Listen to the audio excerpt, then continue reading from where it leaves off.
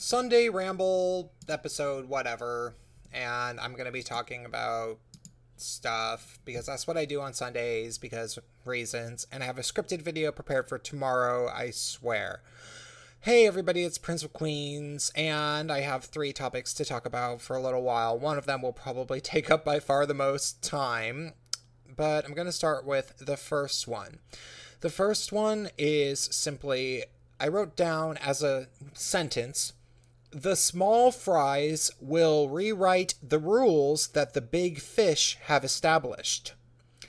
And that rings true in many different aspects of culture from my experience. One of the things that happens is that a number of people pioneer a new artistic movement or school of thought or political party or something like that. And they pioneer it by coming up with a bunch of interesting ideas.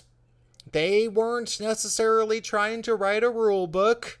They were just having interesting ideas. Perhaps they pioneered a genre of music. I used to DJ drum and bass music, and if you listen to early drum and bass and stuff that would have been considered formational type drum and bass music, like they would have called it jungle at the time, which was actually later changed to drum and bass because jungle was basically a racist term. It referred to the genre of music that was created by black British people who were mostly Jamaican immigrants, and they were calling that jungle music.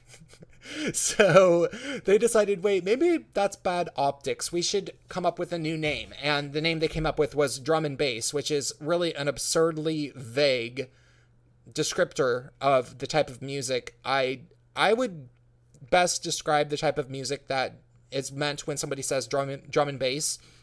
What they actually mean is breakbeats of approximately 160 to 180 BPMs. Beats per minute. So it's this extraordinarily fast genre of music that sounds completely different than basically every other type of music, and in particular other electronic musics. So a lot of people think that electronic music all sounds like oonce, oonce, oonce, oonce, and that's actually not true if you actually know anything about electronic music. And in particular, drum and bass is incredibly hard to beatbox. You can't just sit there and like do accurate depictions of what drum and bass sounds like. It's a bit more like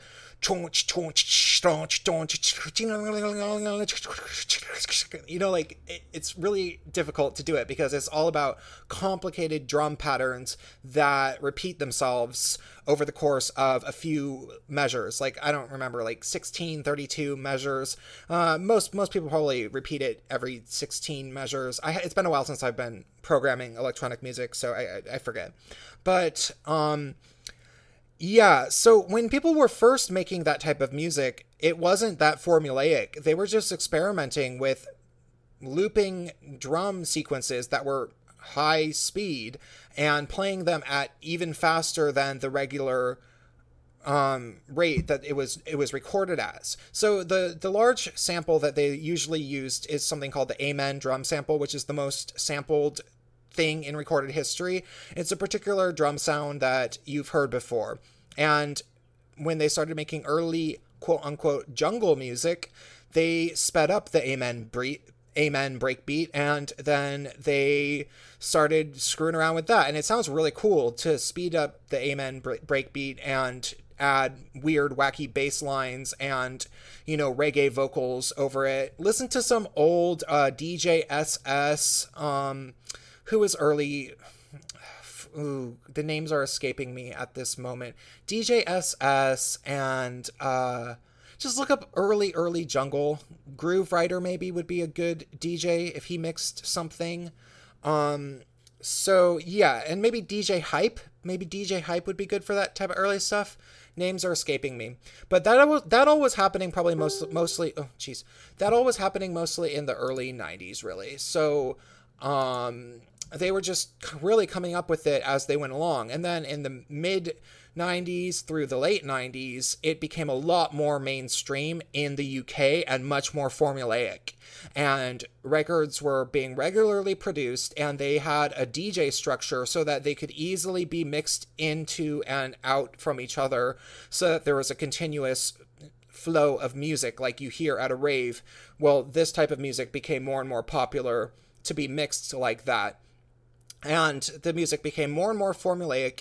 And then there started to be more and more rules about how far away from the formula you could stray. And it got to be the point where I'm sure a lot of the pioneers were rejected by the new school of drum and bass people, because the pioneers didn't make their music within the confines of what the rules became, right? The old school people were just making it up as they went along. And then the new school people were like, no, it has to have an intro, and then it has to have the build up, and then it has to have the main part, and then it has to have a secondary breakdown, and then it has to have another main part, and then it has to have an outro. And the original people were like, I just make songs with fast beats and bass lines. Like that's all I did. And they're like, man, well, you don't know how to make a tune. And it's like, I invented this. So that happens kind of a lot in many different ways. And it's strange that it happens in so many different facets of culture. And I think that we've seen this on YouTube in various different ways. Lots of, smaller channels have frequently tried to best bigger channels in terms of, like, we're the real free speech people, man. Like, remember that thing that happened called Internet Blood Sports? Yeah, they were pretty convinced that they were the real place for real discussions for a moment. Somehow they were going to best the quote unquote skeptics. And it's sad, really, because it's like, when people start doing that, and hey, a lot of the people that were probably the skeptics were probably trying to best the atheists, and the people who were saying they were skeptics were trying to say that atheism was a rigid ideology, and they wanted to subvert that, and they were calling themselves skeptics or something. I'm sure that happened. I wasn't really around for that transition, but I'm sure there was a lot of that going on. But the problem with all of that is that making videos where you're just telling the truth, like, that's all you're doing, is speaking your truth, trying to stick to the facts as much as possible, provide some evidence if you can, come up with a few hypothesis type theories that you can come up with and say why you think so, even though you don't know so.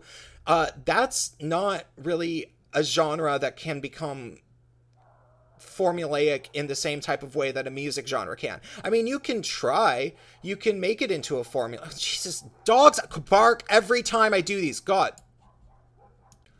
You could make quote unquote skeptic videos, truth-telling videos into a genre and crank them out. Certain people have definitely done that. Yeah, absolutely. And sure, even I get rather formulaic with the way I approach my videos and a lot of the times that I do it. Like, I have a topic that I want to discuss, and then I decide to stretch it out into a 10-minute video. I do that. Yeah, sure. Because it's become habitual to do the pacing in the certain way that I do.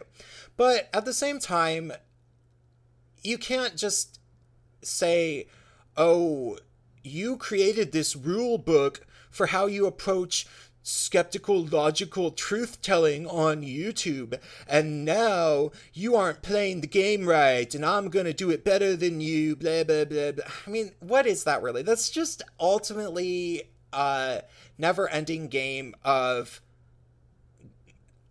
I'm telling the truth. No, I'm telling the truth. No, I'm telling the truth. Hey, we all do that. That's what having a discussion is all about. But you don't get to write rule books for people that weren't trying to write rule books that came before you. Like, if I were to sit around trying to be better than Sargon. So Sargon is somebody that's very similar to what I do, right? And he's the biggest person to what I actually do.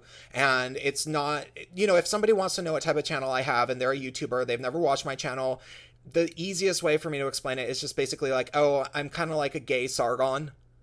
Because that's pretty much close enough to what I am, But if I were to sit around and try to come up with some list of rules that Sargon is supposed to theoretically be abiding by according to his own principles, and then try to say that Sargon's a hypocrite and that I know better than Sargon what he should be doing because I've carefully studied him, and I can therefore write the rule books and say that he's the one that broke it or so.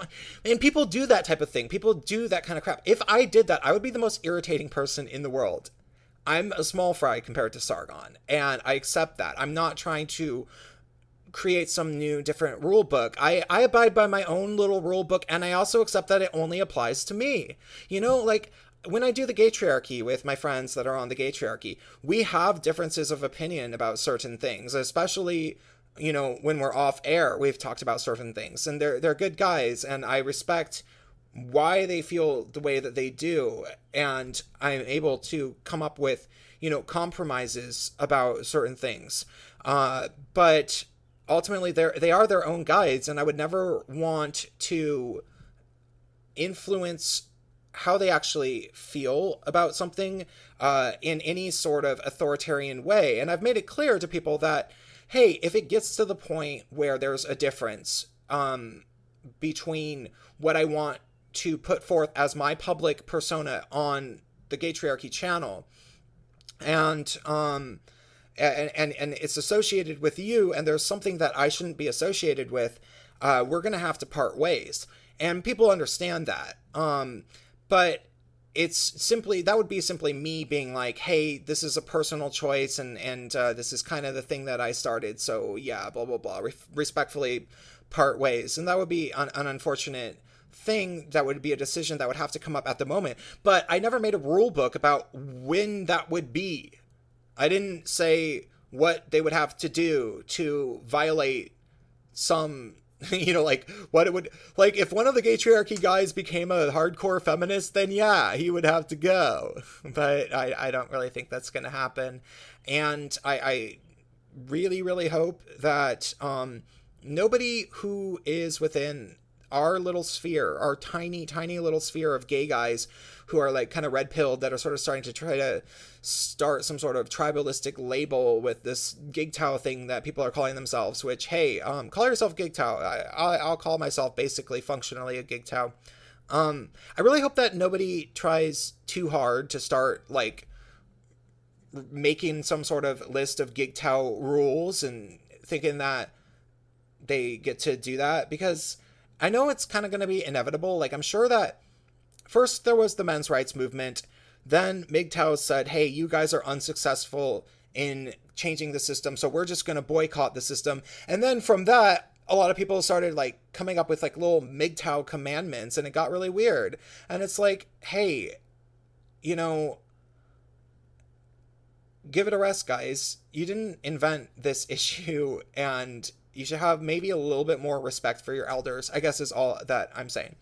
Okay, I'm going to move on to the next subject, which was that I want to preemptively apologize about some things in my life.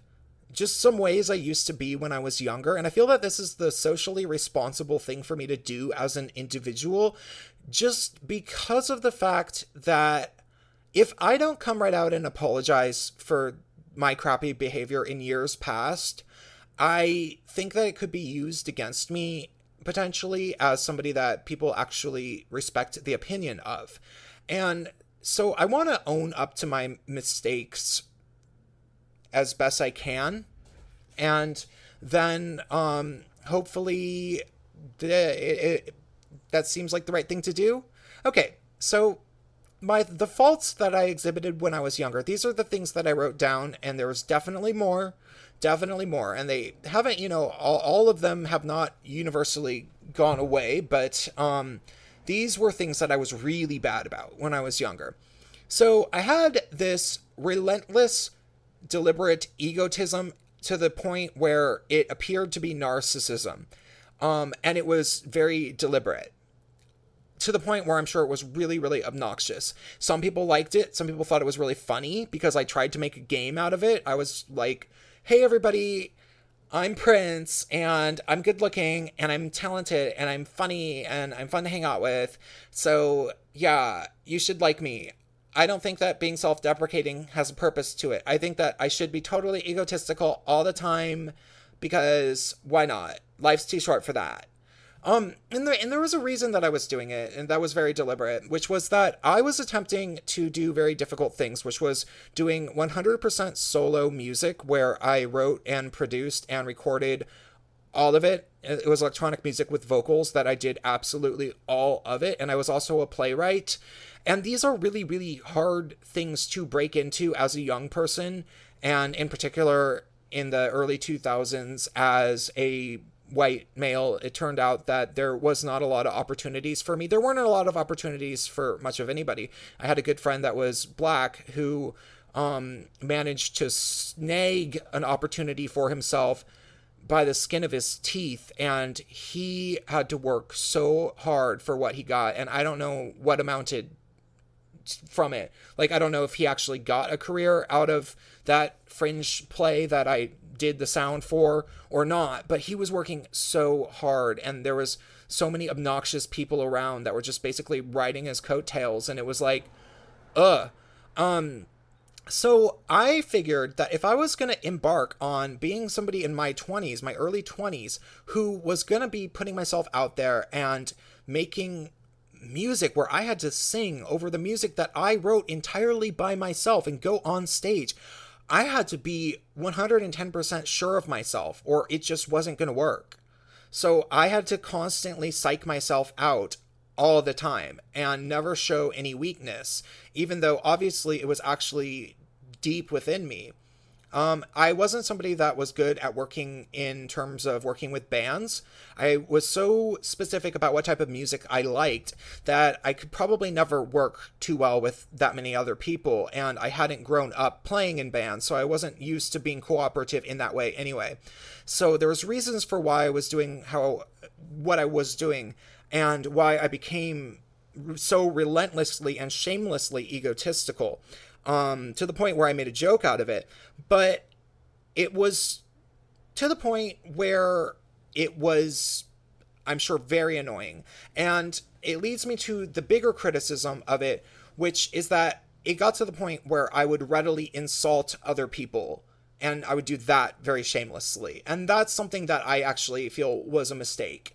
Like, if I could have somehow avoided doing that, I would look better now as a person, because there's a lot of people who would remember me as the guy who insulted them over the internet. And it wasn't just that I insulted them, it was that I had a playwriting degree and they tried to try me, and it wasn't a good idea. It's that kind of a thing. Like, imagine, I was kind of like a proto Milo Yiannopoulos.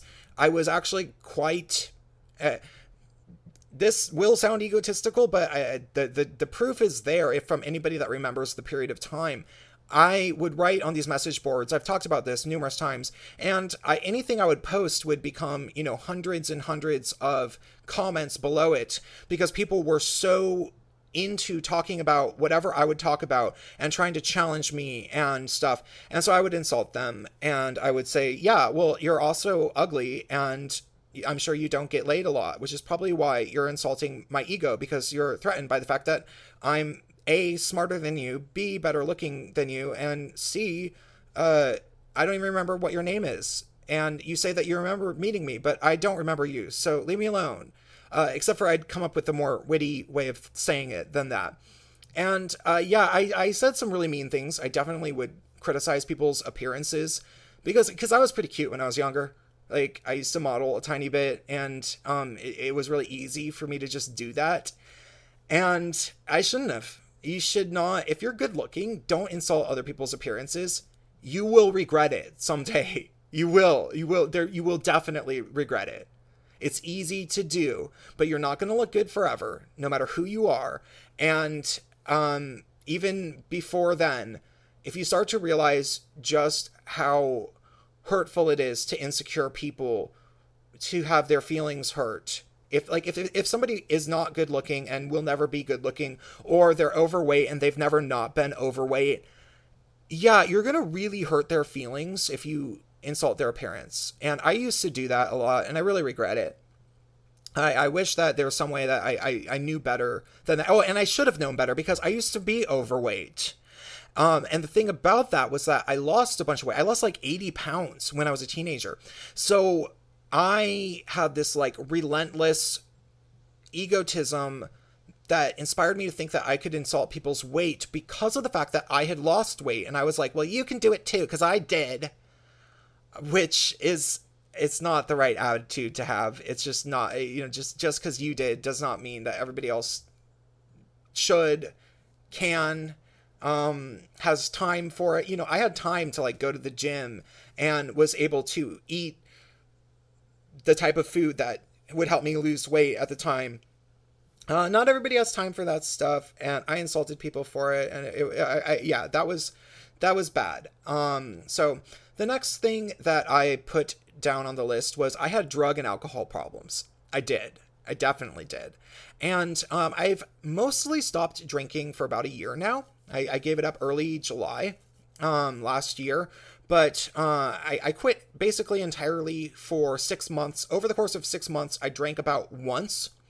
And I made some stupid internet decisions, and so I just stayed completely sober for about 6 months. And then since then, I've drunk, I think I drank once every month or two for a little while, and then now maybe 2 or 3 times a month I'll drink. Really not a lot. And also, often when I do drink, I decide to go on a stream and hang out with people, because I actually do have social anxiety. I get bored, and I start wandering in my own head if somebody is saying something that I think I'm not interested in and they're not talking fast enough, because obviously I talk really fast if I'm in a conversational mood, and I don't know, drinking helps me. And I did other things that I do not endorse. This is not a channel that endorses illegal drug use, but I used to do those things. But one of the biggest reasons why was because of the reasons that I was driven to using drug and alcohol. Well, I was actually really into, I'll be honest with you guys, I did a lot of painkillers for a long time. I gave up on that entirely in 2012. So it's been a rather long time since I did that. But I've had chronic back pain basically my whole life because one of my legs is longer than the other. And I never knew that. I just didn't know that. So it was always very appealing to me to do opiates, because every time I would do them, I would feel really, really great because they're painkillers. And I was in chronic pain. So that's fairly simple. But the other thing is that I want to say gaslit, kind of gaslighted my entire life. Like, all these different people around me, both in my family and in my education, and just living in the far left. And maybe this is like this with, people in the far right and Christian upbringings too. But I was just being lied to about so many different things. And when I say in my family, I mean about certain things in my family. I was told certain things happened, and then it turned out that it just wasn't true at all. And I didn't find that out until my 30s. And it turned out that anytime I would get anywhere near scratching the surface of the truth, people would start gaslighting me and say, oh, no, that's not true. No, you're crazy. That's you being crazy. You're just crazy for thinking that. And I thought maybe they were right for a long time. But I kept catching glimpses of truths that people didn't want me to understand. And it was really, really hard to deal with as a young person. And I didn't want to deal with it. Like, I never found people that I respected that could tell me things like, help me, point me in the right direction of like which books and documentaries to watch so that I actually understood politics. Nobody that I interacted who had a clue about the things that I should have really been learning about were people that I also respected. I don't know, due to my own little egotism. Like, there were people that knew about politics that, people that knew about the wars in Central America, like crap that happened in El Salvador, or weird our history with communism in the United States. I'm sure there was a lot of people that I interacted with who wanted to tell me about that stuff and wanted to tell me, because I did interact with people that told me that the Democratic Party was evil, that they don't care about me and blah, blah, blah, blah, blah. But they they didn't get my respect. I didn't give them my respect enough to actually listen to what they had to say. And it was likely just because of how they communicated with me on the internet. I had this very, egotistical way of talking to people. And if I decided that I thought that somebody was stupid based on how they wrote, how they formed a paragraph, then I didn't care about talking to them, which was a really, really just oblivious way of viewing the world, because I went to a fancy writing school in New York City. Like, of course, I have good writing skills if I try. That's kind of paid for. So I didn't learn about a lot of stuff, and I got really confused, and I wanted to believe that the left was good and that all these people around me were good and that people in my family who were like feminists were good. But I also kind of knew it wasn't true, and every time I started to question whether or not it was true, people would say that I was crazy for questioning it. So I was like, well, screw it. I'm just going to be wasted all the time. Seriously. That was like a really, really, the chronic pain and that, in between the chronic pain and that, I had lots and lots of drug and alcohol problems. And I only started working that out in my early 30s. Did I really start to get to the bottom of both those things?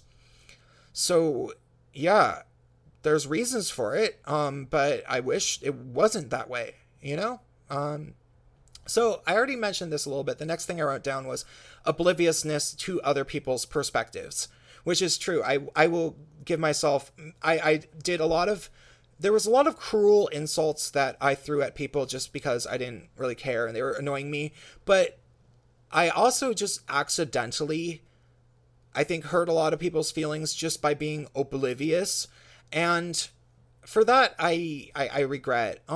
People like my friends who say maybe didn't have as much money as my family had. I came from essentially a quote unquote broken home, a very, very messy divorce, like the most messy divorce that you could possibly imagine. My parents, and they pitted me against each other and stuff. But at the same time, they had money. So I was not raised properly. Like, I was not trained on the art of being a polite person, because both my parents were too busy, like, trying to train me to hate the other parent. And it got to be the point where by the time I was even like, I don't know, 7 or 8, I wasn't really listening to either of them when they would try to tell me how I was supposed to behave. Because it was like, why should I listen to you? You're always fighting with people. Like, that's all you ever do is fight with people. So why should I possibly listen to any advice about etiquette from either my mom or my dad? Because you seem like the last people that I should listen to, because you're not polite. You're not nice to people, either of you. And that was my internal belief about how my parents were. So I just I wasn't really trained on how to behave, and I had to actively teach myself that in high school, and I was very oblivious. Largely, one of the things was to people that didn't have very much money. I just didn't understand that, and I didn't have a lot of money. I was not like a little rich kid. I had to work all through high school. I didn't understand that my dad would be able to afford to pay for my tuition at university. Like, I didn't know that. He didn't tell me that. So it's not like I was some little spoiled rich kid driving around, a BMW or something like that. I didn't even have a car. I took the bus everywhere. But at the same time, I had friends who just like couldn't afford to ever do anything at all. Like, I wanted to go and, I don't know, go see a movie or something, which granted, by the end of high school, I could get them in for free because I worked at a movie theater. So we could always see anything in the entire landmark cinema chain. So we could see anything literally for free all the time. But, there were things, maybe we wanted to go to a rave or something. And I was like, yeah, you should come. It's for Halloween. It's only $20. And they're like, $20? We can't afford that. And I'm like, yeah, you can. I mean, it's just one time. And they're like, we don't have $20. We're poor. And I like didn't get it. And when you're in high school and you're talking to your friends and they're poor and you can come up with $20 and they just can't, that hurts their feelings when you're insensitive to that. And there were a lot of things like that in my life that I just didn't know. And if you're from a wealthy family and you're raised properly, like your parents actually have manners and they teach you them, you get taught not to be, callous and insensitive to people that have less money than you. Like, that's very much a part of civilized wealthy society. That's very much ingrained into those children, but that was never ingrained upon me. But I also didn't really know I had money, and I don't, it's not like I have money now, but that was a obliviousness. Like, I always could, come up with some money to go to a rave if I tried. Like, I didn't have to worry about the job that I worked, where I would spend that money. Some of my friends in high school apparently had to pay some rent money to their parents by getting jobs. That's what they said. They might have been lying, though. Some of them were liars. They lied about stuff. But, yeah. All right, the last thing that I want to say is that I was a little bit of an SJW about gay rights type issues. I definitely was really, really catty and rude to straight people, and I went through my little phase of being an angry gay male, angry about my discrimination about being gay, and how I felt like my friends just liked having me around as a token gay friend, and they didn't really want to be my real friend. And I was just kind of crappy about all of that for kind of a long time. Well, a few years in my mid-20s, early to mid-20s, I guess it would be. But I grew out of that. But there's a lot of people that would remember that because it was very public. I did a lot on the internet, and looking back on it, it would be very, very cringy if that ever came out. So I want to admit to that in case anybody else tries to bring it up. Finally, this is no longer, okay, I'm changing subject entirely. I'm not talking about my faults from the past. I just wanted to remind people why we still argue with leftists. Like, why do you do it? I've been arguing a lot on Facebook due to this whole, children are being separated from their parents because of Trump thing, which it's just like these people have literally never, ever thought about immigration ever until seeing the picture of the crying little girl, which I just found out now is like actually fake. I only found that out today. Like, it wasn't even a separated little girl. It was just some other thing where the mother came over with her and then they got caught and they had to live in some facility together, and the father says he doesn't approve of the mother bringing the little daughter over. But I don't know if that's something that, like, are we really supposed to believe that the father was completely against this? I don't know. I have no idea. I've never met the guy. But the thing is, having these discussions, the reason why you have them is that the left still does control the establishment in terms of social media. They own the narrative. I really want Minds.com to get more user-friendly and to take off and to put Facebook out of business, and, to start being able to host more videos so that we can, and monetize them so that we can all just move over there, because the left controls it all. And as long as it's like that, we have to studiously, diligently fight in the trenches. We have to fight for every person's mind who's undecided. Like, every person who's either an SJW waiting to happen, or becoming an SJW, or could be deprogrammed from an SJW, we need to make sure that we don't lose them to the dark side. Because there is that dark side out there, and they are trying to actively misinform people and get them to think that I'm some sort of crazy misogynist, and that the only reason I talk about anything is because I think vaginas are disgusting. Like, there's a bunch of people that are out there like that, and we have to keep arguing with them. And the way I see it is this: the reason why you're doing it, yeah, I've said this hundreds of times on my channel, you're not necessarily going to get any confirmation at the time that you change somebody's mind. And honestly, what a lot of people say is that, you're not doing it for the benefit of the person that you're arguing with, because they're never going to admit that they were wrong. You're doing it for the benefit of the audience. Anybody observing this conversation is the audience. and you're doing it for their benefit. And that's why you engage in these conversations. But I don't think that that's true. I've probably said this before. I think that you can change people's minds. You just, it takes a long time, and they often don't actually come out and admit it. They don't write you a message saying, hey, you really changed my mind about a lot of things. Sometimes they do. That did actually used to happen to me regularly, and it's actually happened to me, in the past couple of years too. But it's really, really rare when that happens. But you still do change their minds, and you do it. Maybe not most of the time. Maybe not most of the time. Maybe a majority of the time you do get blocked and unfriended and everything. But think of it this way. If out of, maybe 20 times you try that, it doesn't work. Somebody unfriends you. Somebody says something bad, but you still slip in a few points when you're doing it. But if every 25 times or so, you actually fully get someone to agree with you, and you get them to start watching some Jordan Peterson and stuff, and like really paying attention to it, it's worth it for that one person. Because that one person can go on to start, showing other people Karen Strawn videos eventually.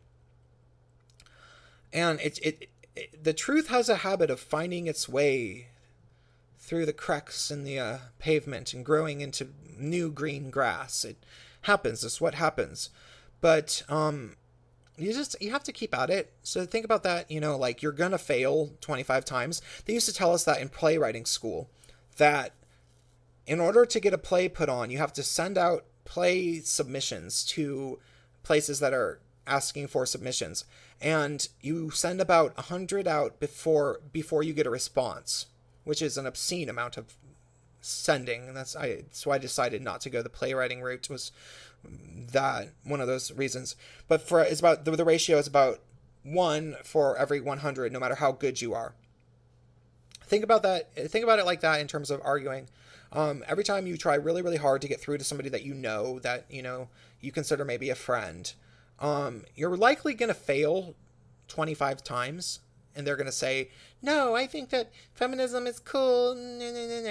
But then you get that one person that actually listens to what you're talking about and takes a look at the information, and then is like, wait, this isn't helping women. Wait, it's certainly not helping. It's not helping anybody.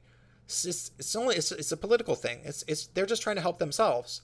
And then, yes, then it's worth it. That's why you keep going. Okay, that's all for today.